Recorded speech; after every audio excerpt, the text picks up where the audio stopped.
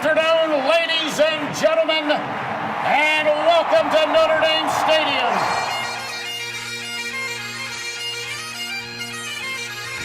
Zibikowski trying to get to the outside. He has blockers in front. Tom Zibikowski, along the beat, shakes him off to the 5 and touchdown. And now it is down. It is over. And the Irish have knocked off #1 Clemson. Brady Quinn looking, pump fakes, he rolls to the near side, throws it, it's caught by Samaja, inside the 20, inside the 10, he's going in, Notre Dame has scored! Jones is the back, he's got it again, and Jones a lot of room, Tony Jones makes a cut, gets a block, and scores! Is that the play that will seal the playoff bid for Fighting Irish? What's going on, and welcome into the show. This is Sons of Saturday Irish. I'm Tyler Wojak, he's Luke Smith, and today we're going to be joined by Matt Fortuna, a great friend of the program, to talk about his time in Vegas as well as his thoughts on this Notre Dame team and the young coaching staff based on what we've seen through 5 games. Then we're going to get into our Stanford preview, and let me tell you right now, they stink. They absolutely stink. Like the Stephen A., the Lakers stink. The Lakers stink! But whenever Notre Dame plays Stanford, there always feels like there's a little bit more at stake, whether or not you want to call this a rivalry or not. These are two like-minded institutions. So we'll talk about the history of the game and then the game itself in the back half. But before we get going, please like and subscribe to the video below if you're watching on YouTube, and subscribe to the podcast on Apple, Spotify, or wherever you get your podcasts. Side note, Luke, you listen to a lot of podcasts, and I feel like wherever you get your podcast is sort of the default saying, but what else do people use to listen to podcasts other than Apple and Spotify? Is there some stuff on SoundCloud? I don't know. I always think that people are just making it up. There is some weird thing that somebody brought up to me the other day, and I had to act like I knew what they were talking about, and I just didn't. But there's a bunch of weird stuff out there. Google too. Okay, good point. All right, well, if you listen to any of these other weird podcast platforms, give us a follow and subscribe there as well. Let's take a quick break for a word from our sponsors, and then we'll talk some ball with Matt Fortuna. The NFL action is in full swing at DraftKings Sportsbook, an official sports betting partner of the NFL. We're talking touchdowns, big plays, and even bigger wins. New customers can bet just $5 on any NFL team to win and get $200 in free bets if they do. Check this out. In addition to the usual bets, everyone can boost their winnings with DraftKings stepped-up same-game parlays. All right, let's check in on our picks from last week. It didn't go so well. We managed to go 0-2 this past Sunday. The Lions, they got housed by the Pats, so they didn't cover +3, and the Eagles weren't able to cover -5 against the Cardinals either. Hopefully our picks this week are a little bit better. We'll let you hear those on Thursday, but yeah, this was not a great week. Big bounce back week for us. Check us out on Thursday. Yeah, exactly. But to make things even sweeter, you can throw down on stepped-up same-game parlays once per game day all season long. Download the DraftKings Sportsbook app now and use promo code SOS to get $200 in free bets if your team wins when you place a $5 bet on any football game. That's code SOS only at DraftKings Sportsbook, an official sports betting partner of the NFL. Minimum age and eligibility restrictions apply. See show notes for details. This episode is sponsored by Haas Company, a lifestyle brand that's about being the best version of yourself. Be the Haas. The Haas lives life without reservations, without doubt, and ready to answer the call each and every day. Check out their website at bethehaas.com and use promo code SONS for 15% off on your next order. Check them out. This episode is also supported by Rhoback. Shop game-changing active wear with Rhoback for those who crave activity. Use the promo code SONSND, that's SONSND, to get 20% off your next order in the entire store at Rhoback.com. But we encourage all of our listeners to check out the Shamrock Polo, which would look great on Irish fans everywhere. That's promo code SONSND at RHOBACK.com. All right, Matt Fortuna joins us now. You know Matt. He's a national college football writer for The Athletic and the co-host of the Shamrock podcast. But more importantly, he's a recurring guest over here with us at Sons of Saturday. Matt, thank you as always for your time. We really appreciate it. But let's cut right to the chase. Give us the full report from your weekend in Las Vegas. Oh, well, thanks for having me, guys. And I've got the T-shirt to prove my recurring guest status. So I'm very appreciative of that. Always enjoy speaking with you guys. Vegas was fun, as you can imagine. I wish I had some good stories for you, but I really don't. I mean, got a nice dinner with colleagues Pete Sampson, Tim O'Malley, who I'm sure you know well, probably been on the show. That was about it as far as Friday. I mean, Saturday I went right home and right to sleep after the game. I'm an old man now. I can't hang out like I used to, especially with that time adjustment. We were after dinner. I don't even know what time it was. Probably not that late Vegas time, but Tim O'Malley says, this is the time of the night where if this was like the NC State road trip or some run of the mill road trip, we all call it a night and say we're going to sleep. But because it was Vegas, we decided to stay out a little bit later, and we're probably still paying the price for that with our bodies. But it was fun. Have some buddies out there, one of whom works at Aria, so we hung out, watched NFL games on Sunday at the sportsbook there. And I got to say, man, Notre Dame Nation really showed out. I mean, I had lunch near a sportsbook on Saturday, and it was like, holy cow. I can barely even move around. It's so crowded. Whereas Sunday, I would have thought an NFL Sunday would have been every bit as crowded, and it was not even. You couldn't even compare the two. It was an awesome environment all the way around. Pre-game, in-game, just Vegas. My entire flight Friday night heading out there from Chicago, all Notre Dame fans, married into a couple Shamrock fans. It was an awesome weekend. Pete said this. I'll echo him. Put every Shamrock series in Vegas from now on. I mean, between the uniforms, the performance, and the venue, it was a really special weekend. This is a purely hypothetical question, but one that came across in my mind for you. Which Notre Dame coach that you've covered would you anticipate having the longest role at the craps table? And I'll give you 4 options here. I'll give you Chuck Martin, Mike Bray, Chip Long, or Brian Kelly. I'm shocked you didn't say Brian Van Gorder. It's a good option, too.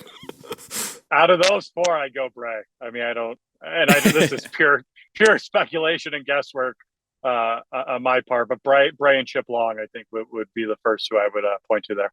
I like it. Or Van Gorder as well. All right, let's talk about some football. You had a piece on The Athletic this past week about Michael Mayer and his dominant performance against BYU. Where does he rank among the best players you've covered at Notre Dame? He's right up there, man. He really is. I put out a tweet kind of as a fun hypothetical when I saw him doing a post-game NBC hit with Manti Te'o, and I just said, are these the 2 best Notre Dame players of the last 11 years? And half them have, how it is, half the people say yes, and the other half tell me I'm a bleeping idiot. But, the only one who I could definitively say is in that conversation with those 2 would be Quentin Nelson.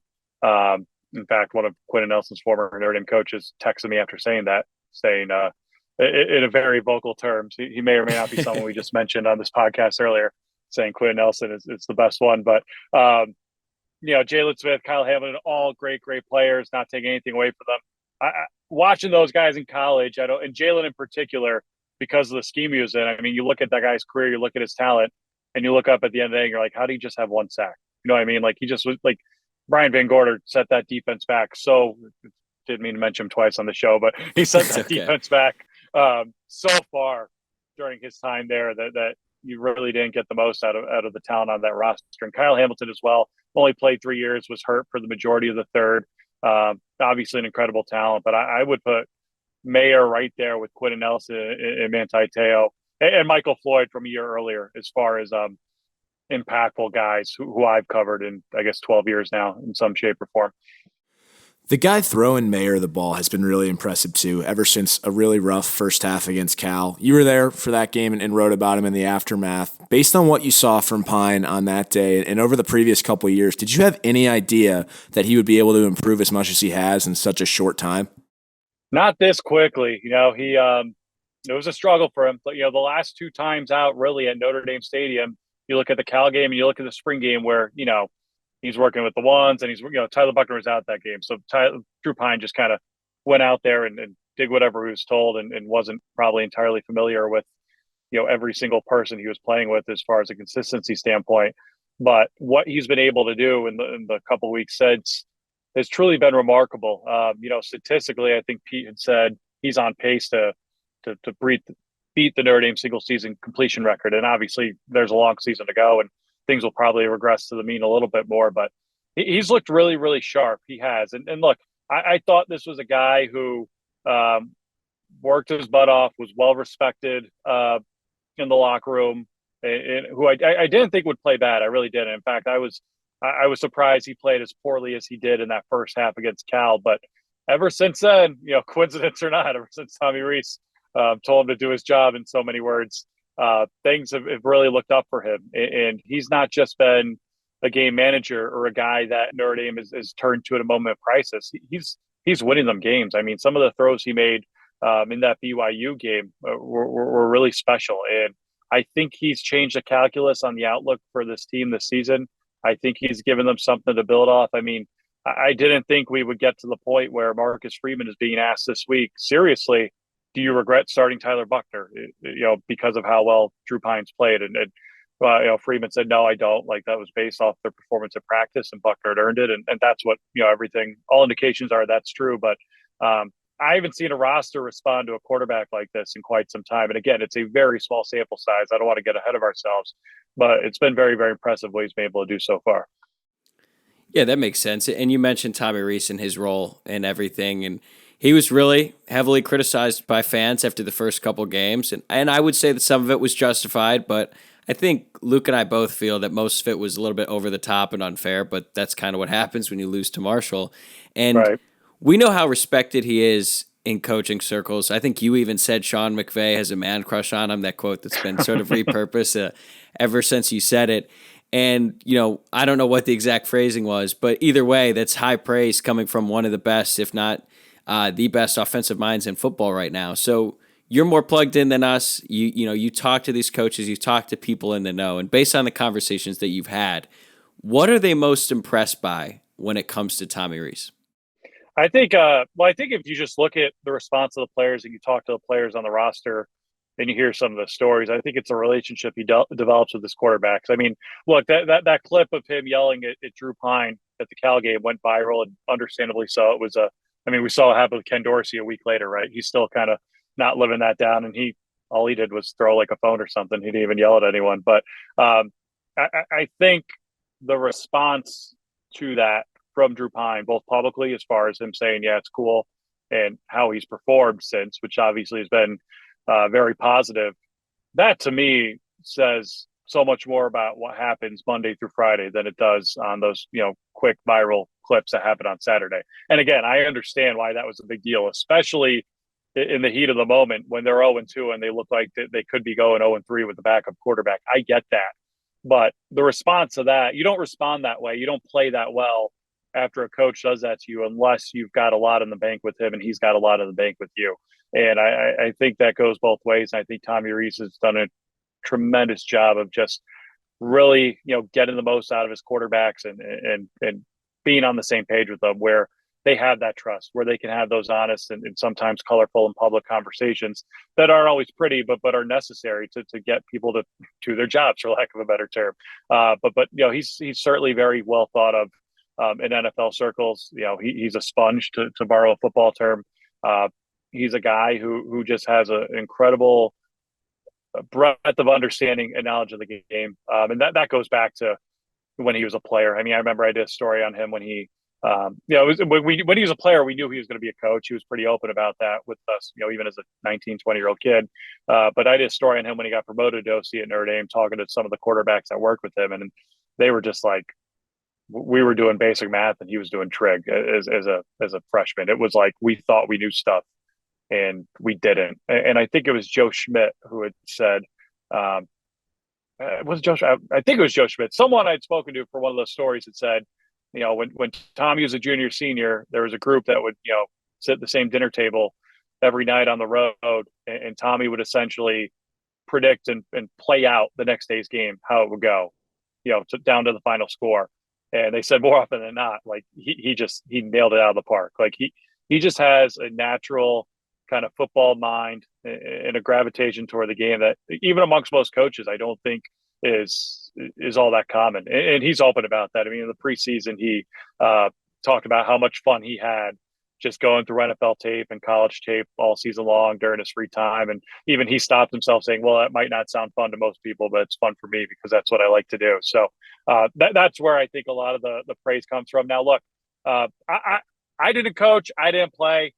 I'm very rarely going to be the guy to really get on someone for play calling unless it's, you're calling a run on 4th and 7 or something egregious.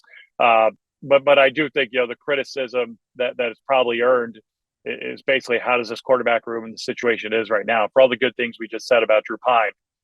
If he gets hurt tomorrow, like the guy in front of him did, what the hell? Like Steve Angeli, and that's it. And that should never happen at a place like Notre Dame. There should never be just down to 2 healthy scholarship bodies at any point in the season. They should never be down to 2 healthy scholarship bodies who, until 2 weeks ago, were completely unproven. Not in this era with the transfer portal, not when you have to offer what Notre Dame has to offer right now, not when you have a head coach right now who's very active on the recruiting trail and who has attracted prospects both from the high school level and other schools who want to play for him. So I thought that was inexcusable, and hopefully for Notre Dame's sake, it won't come back to bite them here in the next couple of weeks, but it's still a pretty precarious situation they're in right now throughout the rest of the year in that room. Defensively, it's been an up and down year so far under Al Golden. They've held each of their opponents to at least a touchdown below their scoring average, but they've also given up some inexplicable chunk plays in just about every game that make you question everything. What's your perception of the defense up to this point? Yeah, I think you put it pretty nicely there, whether it was the blitz that gave up the touchdown with the backup nickel back in against Ohio State, which I understood the logic of the call, even if I didn't like it. And even if it blew up in their face, some of the big plays, particularly the 3rd and 18 run that kept BYU alive late in the game Saturday night, and of course the long touchdown pass as well. It's been okay. I don't think they've played to their potential. I don't think they've played.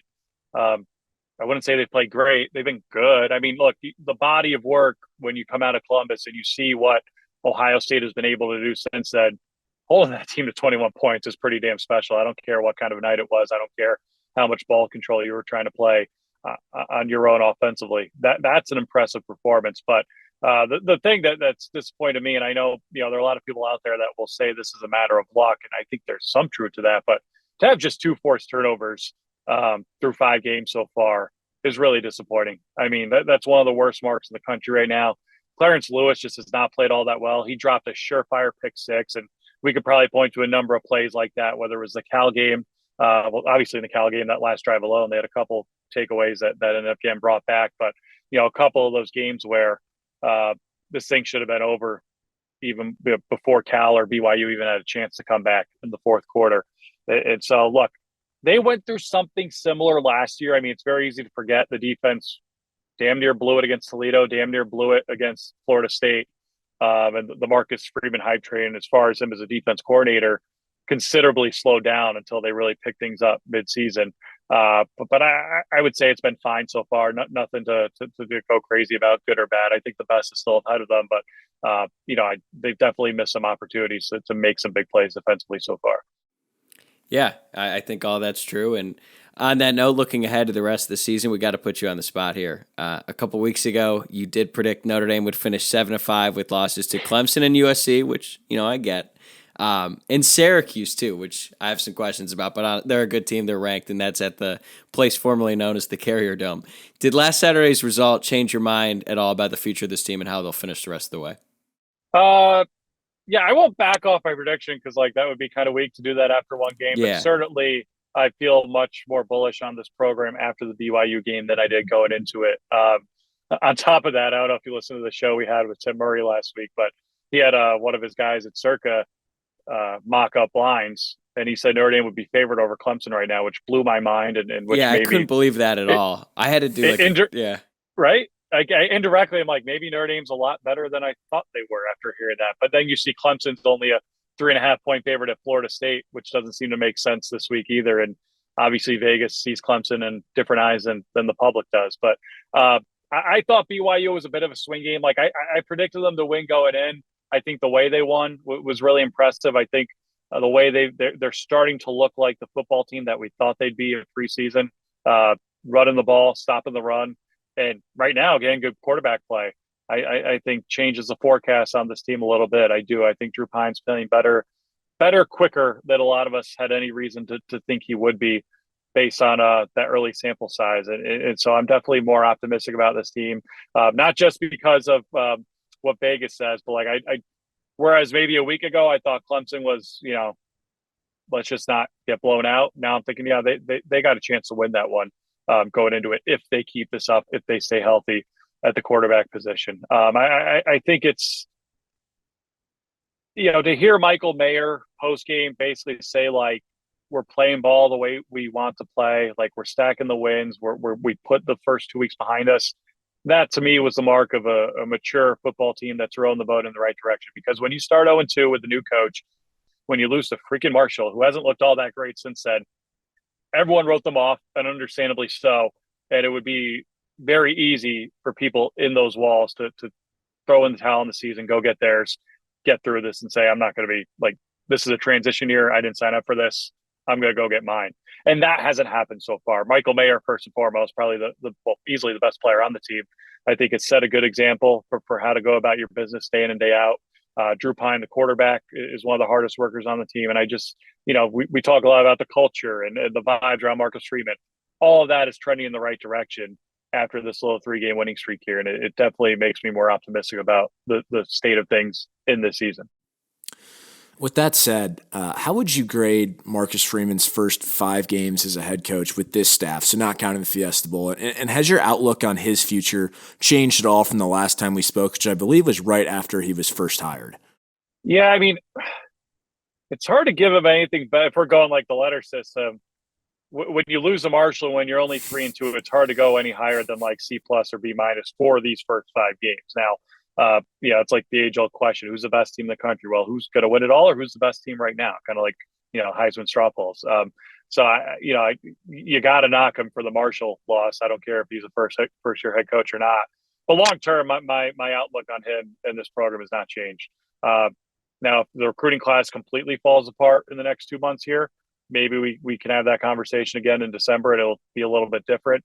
But I think there was a risk in hiring a first-year head coach who was only 36 years old. This was part of that risk, and to stand behind him and to still believe in him means weathering the storm. And sometimes that means losing to Marshall and starting 0-2. Sometimes that means almost losing to Cal and having a backup quarterback who, for most of that game, didn't look like he knew what he was doing. So I think it's part of it. It's a little more rocky of a ride.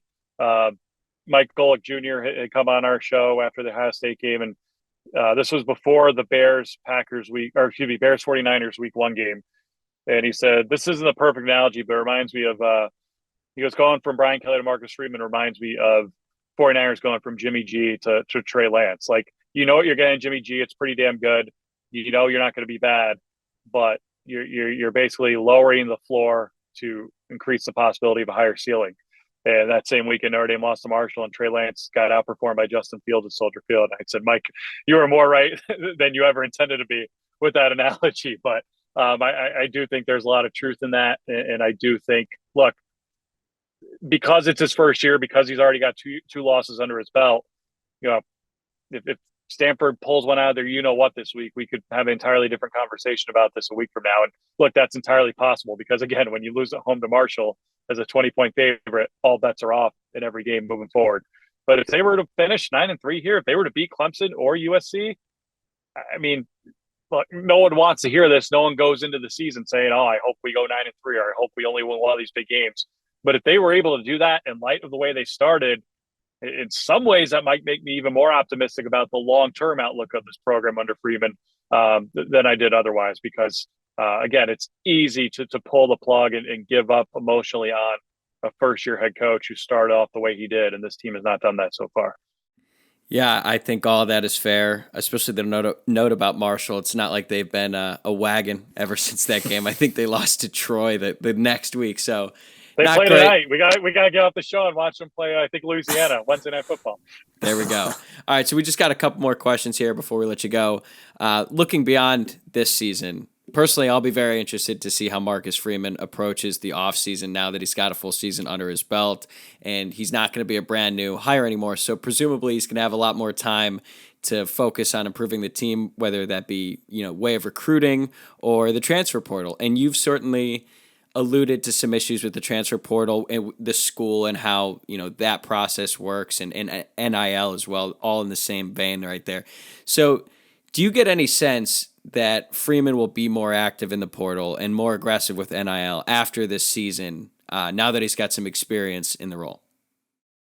I think he will be. Like, I think the yes no answer to that question is yes. I think even when he was asked about the portal and quarterbacks a few weeks ago, midweek, he basically said, yeah, it's something we're going to have to like explore in the offseason. I don't know how you don't do that, at least portal wise. Again, like, who knows how Drew Pine finishes this season? Who knows what the health of Tyler Buckner will be moving forward?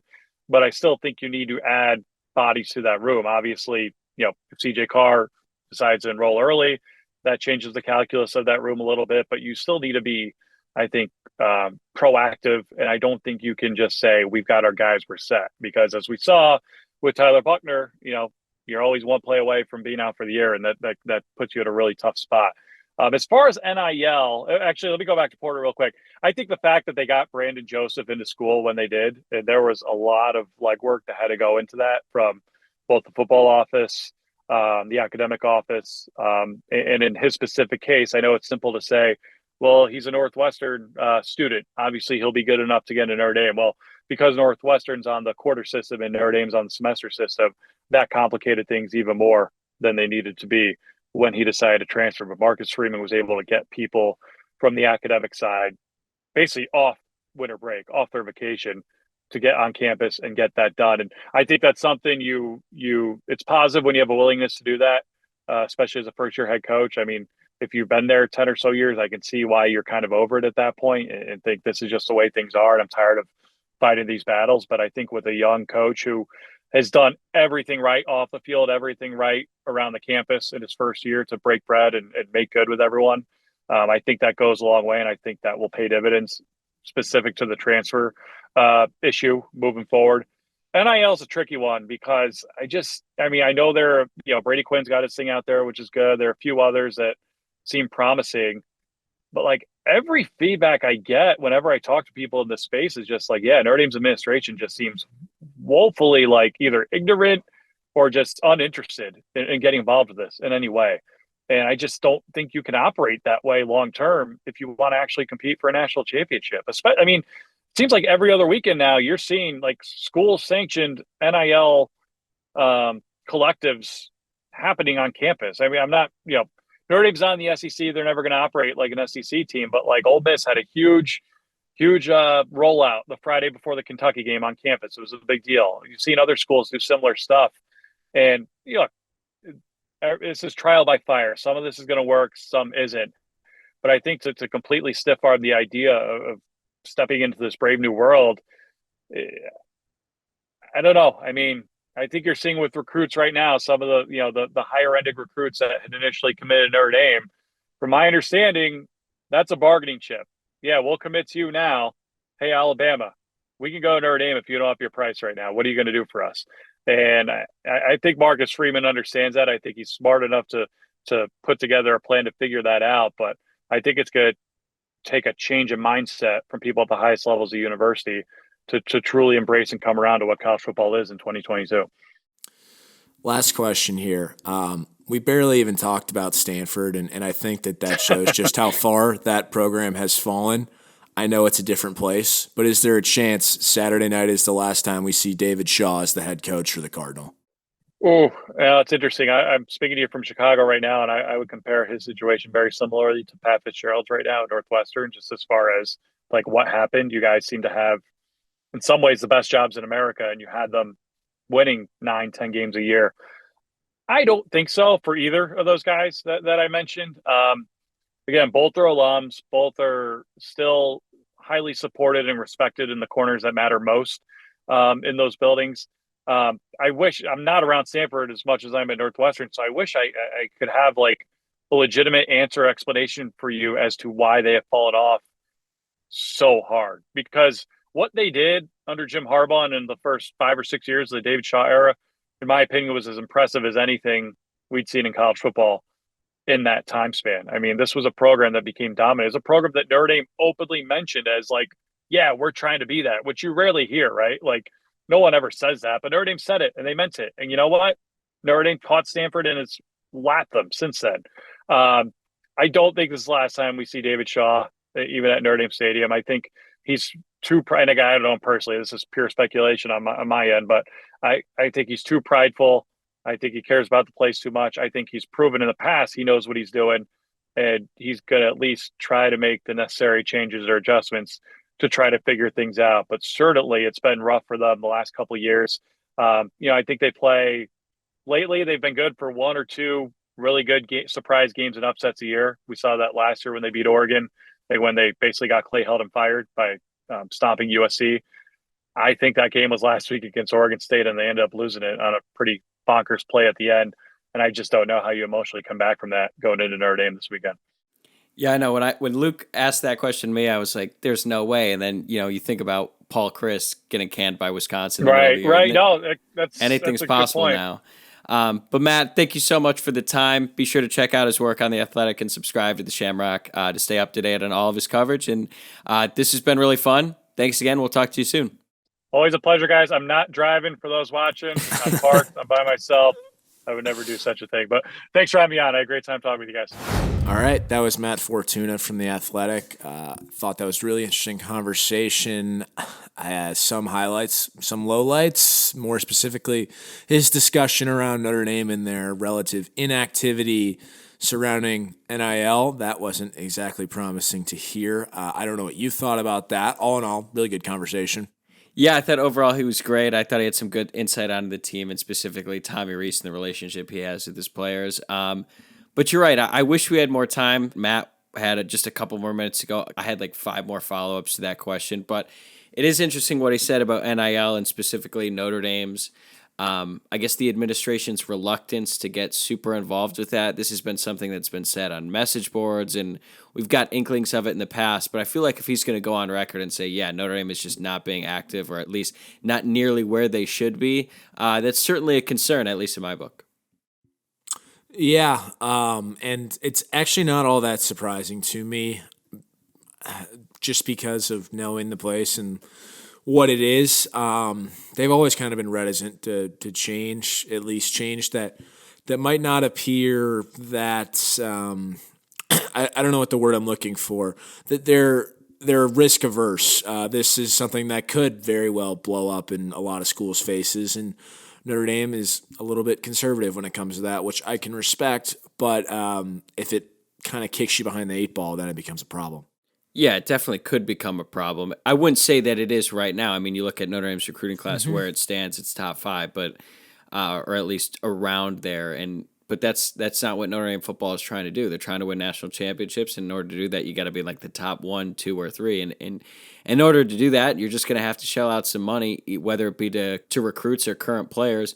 So I don't know. I feel like on one hand, yeah, Notre Dame is definitely risk averse. I feel like another part of it, and this is frustrating to me as a fan, is that Notre Dame as an institution, their reluctance to just say they're going all in on football. You know what I mean? Like there's always some weird caveat, like when they built that the new indoor facility.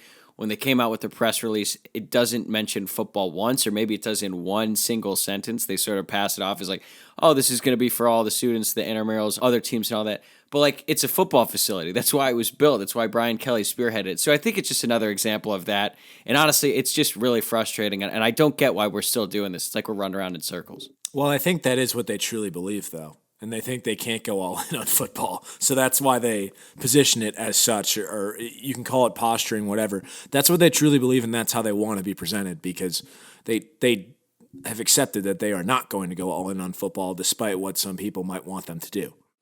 Yeah, and I don't want this to take away from the rest of the interview, because there's plenty of great stuff we can get from that. We're going to obviously talk about the team, but it was something interesting, and it's going to be something that we'll follow as the rest of the season goes along, as Notre Dame finishes this 2023 recruiting class. Right now, it's still in great shape.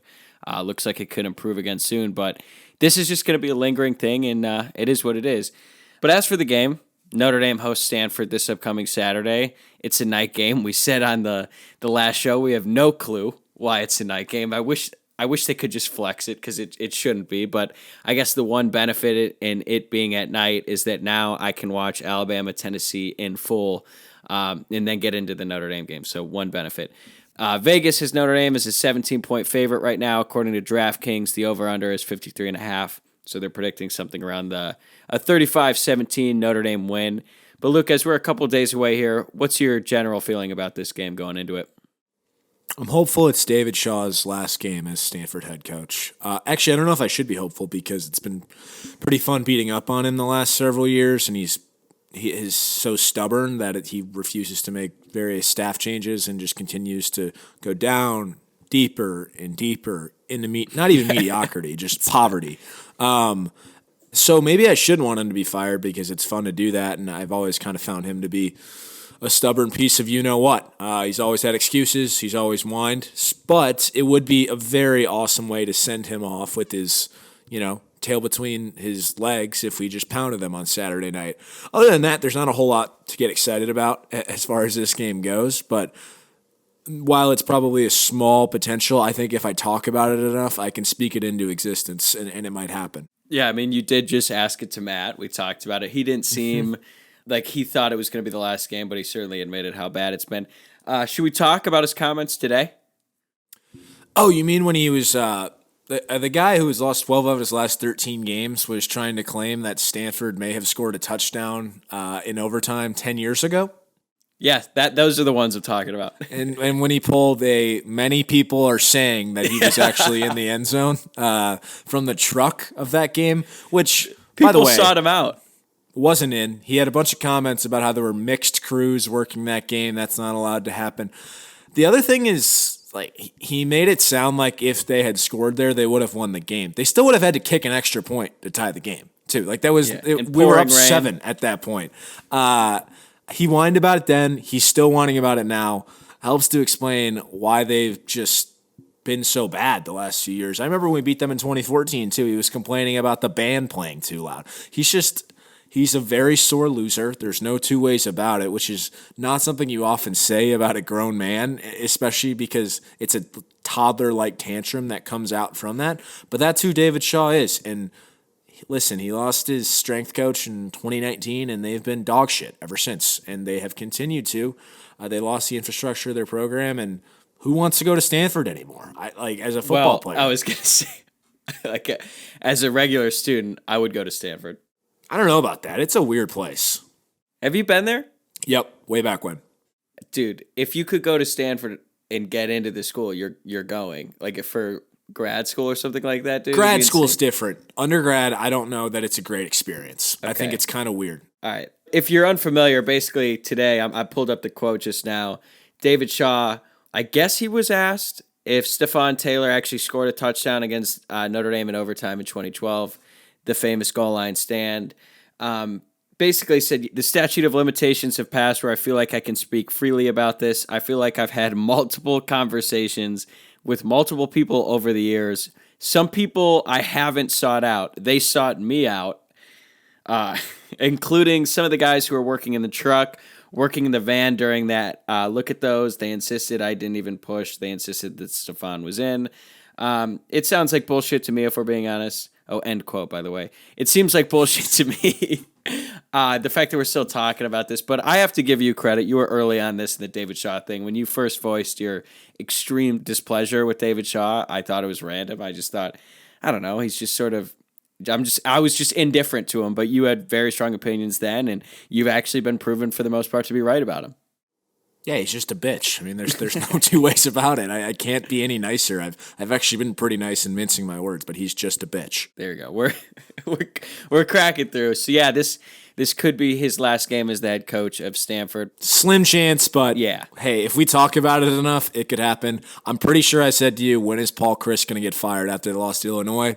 12 hours later, he was canned. So I keep speaking these firings into existence. Yeah, like a month ago, if you had asked me, is David Shaw going to get fired midseason, I'd say, hell no, it's Stanford. What are they going to do? But then Wisconsin fired one of their own and Paul Chryst, and I thought that move was firing Paul Chryst, the justification they had in doing that compared to firing David Shaw, it's not even close. Like what David Shaw's been and what the Stanford He's lost 12 of his last 13 games. That's egregious. And what was the stat you were telling me before about his overall win and loss record at Stanford?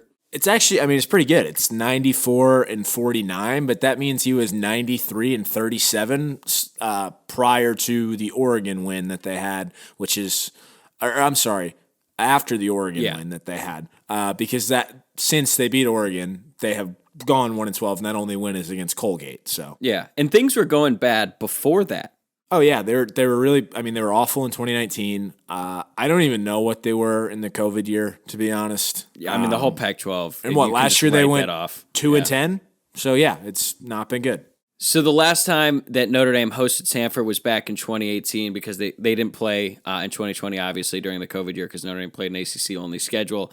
They had Bryce Love on that Stanford team. It was a top 10 matchup, and then Notre Dame won 38-17. Stanford fell off the rails. And yeah, ever since then, they have just not been the same. This is technically a rivalry game. Notre Dame is playing for the Legends Trophy, but Stanford has just completely fallen off the map from what they used to be. But this game, there's a lot of great memories from this game. A couple classics I can think of right off the bat. The 2018 game, even though the score wasn't that close, it was a top 10 matchup at home. Big deal. Notre Dame wins that one.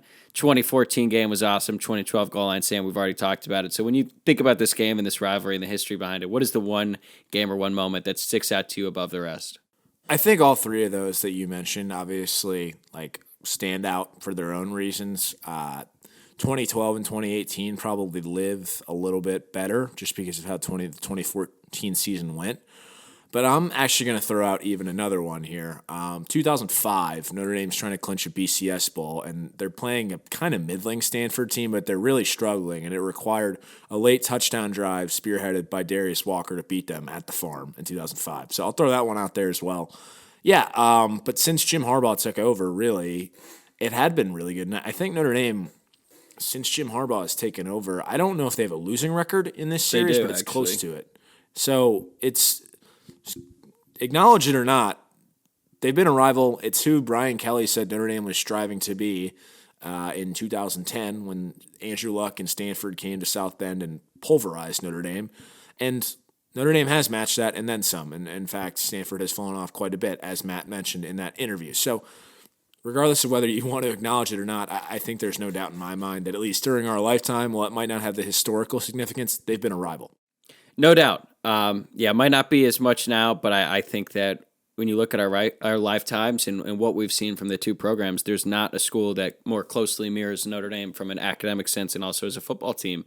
And I think that's what made that 2012 game so special is that Brian Kelly went on record and saying, yeah, that's the program we need to be. It's rare for a head coach to say that and be upfront about that to the media, but he was right, and Notre Dame certainly has embodied that in the time since. And it's interesting to me now because in this age of conference expansion and all that, there's been some rumors that if Notre Dame were to join the Big Ten, they would have to do it with a partner to maintain an even number. And despite the fact that they are not geographically close at all, the hypothetical partner in this future situation, a lot of the rumors seem to be Stanford. So there's obviously a close-knit history with these two teams. It's going to continue in the future. And it makes for an interesting matchup on Saturday, even if the game itself isn't going to be all that interesting. Right. Yeah. I don't really know what that game's going to look like other than that I keep speaking that it should be a blowout, but there's a lot. There's been a lot there over the years. One last historical thing. This is a total sidebar. When you were at Notre Dame, did they ever make you learn about the history of the school, and specifically the group of French priests who came over to sort of start it from the very beginning? Yeah, I'm pretty sure I took a course that was specifically called God, Country, Notre Dame. So yes. So did you ever look at the original journal entries from them and the letters that they sent back to Soren? You mean the stuff that they have up in the archives in the library? Yeah. Because if I'm not mistaken, the initial plan for those priests when they came over to the States was to go to California because this was post-Gold Rush. Mm-hmm. And they said, go establish the premier Catholic university in the United States of America in California. They did not realize just how big the United States was. And it's so funny, if you go back and you read these letters, they land on the East Coast, they start making their way west, and then they get to Indiana, and obviously, they're doing this on foot and by horse and carriage, so it's taken some time to get from the East Coast to Indiana. They get snowed in, a bunch of them got diseases. It's not a great time for this group. And they're basically we're snowed in. That sounds like going to college in South Bend. Yeah, exactly. You get a bunch of diseases, and it's not a great time.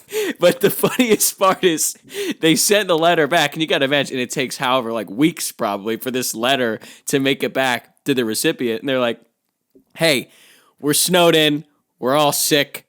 There's a couple lakes here. Fuck it, we're doing it here." And that's how Notre Dame was started. And it's funny to think that had things gone to plan, that Notre Dame would probably be in Palo Alto because that was the original plan.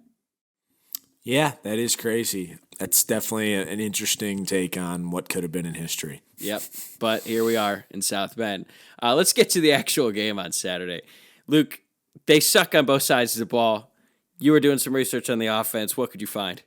It hasn't been pretty. Emmitt Smith's son, EJ, was expected to give them a lift at running back, but he's out for the rest of the season. They'll also be missing their starting left side of the offensive line in this one, which this is an offensive line that has not been good to begin with. They're beaten up now, but they haven't been good in pass protection at all. They're coming in at 123rd in sack rate and 117th in sacks allowed per game. That's not very good. That said, people do like the quarterback, Tanner McKee. I know we did an exercise earlier this summer when we looked at 5-star or top quarterback recruits from the last 5 or 6 cycles and say whether or not they'd hit. I think you and I were split on this. I said he was a bust, and you said that he kind of hit. I know a lot of pro people like him too, but they also like Will Levis, and that hasn't worked out that well this year either. So I don't really... He's okay. This year he's been a 63% passer and has thrown for over 1,200 yards with 10 touchdowns and 5 picks. Unfortunately for him, 3 of those touchdowns came in the opening win against Colgate, so it hasn't exactly been smooth sailing against non-FCS competition. Yeah, I would say one thing about Tanner is it's hard to judge him on this scale because his team around him is just so bad. He has no playmakers. So, trying to imagine what Tanner McKee would be like on Notre Dame even, or, any decent to above average team, I would think that he'd be a lot better. So it's difficult to tell, but you would think that even if on a bad team, that if a quarterback like Tanner McKee, where I've seen some projections like as high as the first round, that might have more to do with the current quarterback class. But if he's going to be drafted that high, I would hope that he's able to lift his team a little bit more than what he's been able to do at Stanford. That's sort of the way I look at him. It's pretty much exactly like his predecessor, Davis Mills, who people still talk highly of for the Texans, even though the Texans blow. So I don't know why people think he's a great quarterback. He lost to the Bears, and somehow he was the one that people were talking about after that game. So and he threw a brutal pick to Roquan Smith to seal that game too. So I think they're kind of the same player, and they just haven't had a ton of success at the collegiate level. I'm sure he'll get drafted, and hell, maybe he'll be a starter just like Davis Mills. But for the Bears, I haven't. No. Anyways, getting away from that, in terms of their weapons in the pass game, they have 2 guys, Michael Wilson and Bryson Tremaine, who are really the main targets. Ben Urasek is the tight end. He actually was maybe the only guy for Stanford that had a halfway decent game last year. So we got to look out for him. Like I said, beaten up offensive line. I feel like I've said this every week this year, and it's only rung true really against Cal. But Notre Dame should have an advantage with their defensive line against this offensive line. We'll see what happens.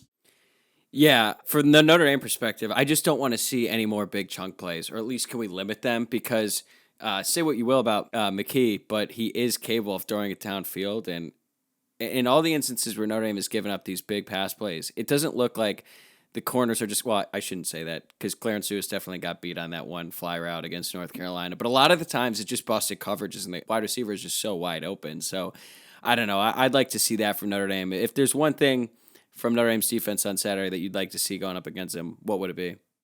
Pressure. And don't let up any big plays because there just hasn't been enough of that. And there haven't been enough. There have been too many busts and big plays allowed. There haven't been enough big plays created. So Let's do the inverse of that. Yeah, good call.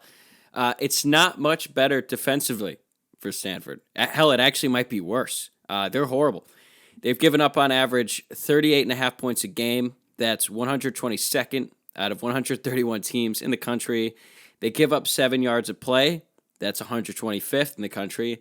And if you look back to what Notre Dame did last year, they really tried to attack the Stanford defense through the air, and they did so very effectively. Jack Cohen had one of his best games in a Notre Dame uniform against Stanford. He threw for 345 yards and 2 touchdowns. Kevin Austin and Michael Mayer both eclipsed 100 receiving yards in that one. When I was looking at those stats, honestly, I started thinking about it, like, what if Kevin Austin didn't have that game? Would his stock would have been so high? Would have he even left? That's a domino effect that I don't know if I want to go down. I mean, was his stock really that high? He went undrafted. That's a good point. Well, maybe he would have stayed. I don't know. Either way, I could see Notre Dame going with a similar strategy just to help Pine build up more confidence like he has in the past few weeks against North Carolina and BYU. But I actually don't think that's going to be the case because as bad as Stanford is through the air, and they're bad, they give up 266 yards per game. That's 98th in the country. They're way worse stopping the run. 122nd rush defense to be exact. They give up 219 yards per game. They're 126 in yards per carry. I could continue throwing out these stats and numbers for you. It's probably getting redundant, especially considering all of the numbers I'm saying are in the triple digits. So just understand, they're horrible. As for players to look out for, they've got a cornerback who came in the year with a lot of hype, Caillou Blue Kelly. He's number 17. He went to Bishop Gorman. Coming into the season, he was basically the only guy on their defense you think could get drafted, and he's been injured this year, so it's been up and down. He's expected to play on Saturday. Other than that, number 3, Levani Dumani, cool name, decent linebacker. He leads the team in tackles, but honestly, there's just not that many guys in this defense who scare me. So, put simply, Notre Dame should have their way with this defense, and it should be a name your score kind of game. Yeah, I'm pretty sure also that their defensive coordinator has been there for like maybe 2 decades or something like that. Their offensive coordinator, Tavita Pritchard, is a former Stanford quarterback who's been on staff for like 9 years. This is just a very stubborn staff, and it's honestly no wonder that it's fallen off the way it has. So their defensive, I guess I shouldn't say defensive coordinator because his name is Lance Anderson, and you're right, he's been at Stanford for 16 years. His title is not defensive coordinator. It is the Willie Shaw Director of Defense. Maybe David Shaw is not going to get fired. I guess not. I kind of forgot about that. He still should. I don't care. If they care anything about football, he would have been fired 5 games ago. But they might not care.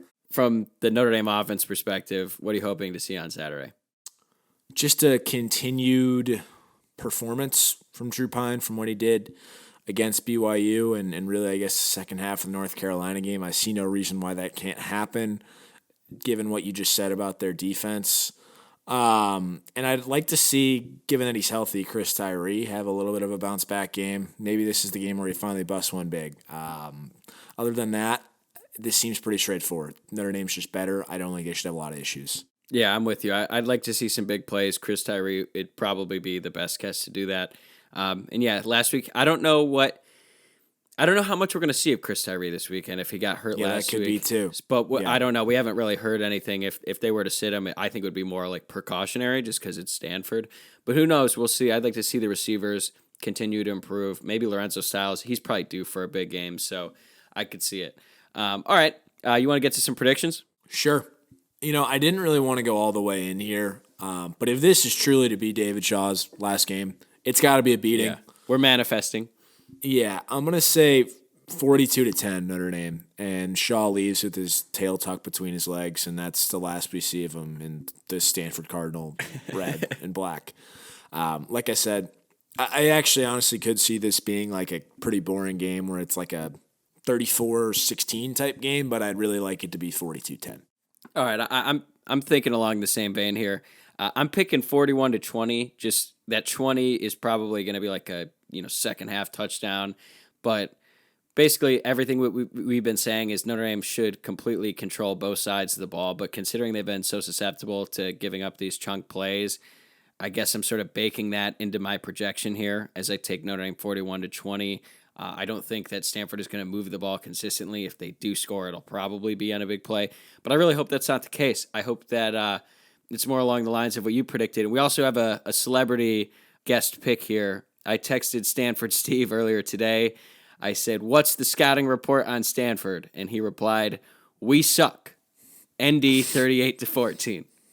So I think everyone's in the same boat. Yep. All right. Before we wrap up here, do you have any more final thoughts on Stanford and in this game this weekend? You're going, so you're going to be in the crowd again. Yeah, I will be there. Looks like it should be decent weather. So, like I said, I wish it was a day game, but should be good. Okay. That's a wrap for this episode of Sons of Saturday Irish. We will be back on Monday of next week to recap the game on Saturday. In the meantime, give us a follow on Twitter, Instagram, and Facebook at Sons of Sat Irish, and subscribe to the show on YouTube, or if you're listening to the podcast, subscribe there as well. For Luke and myself, thank you guys for tuning in, and we will talk to you again in a few days.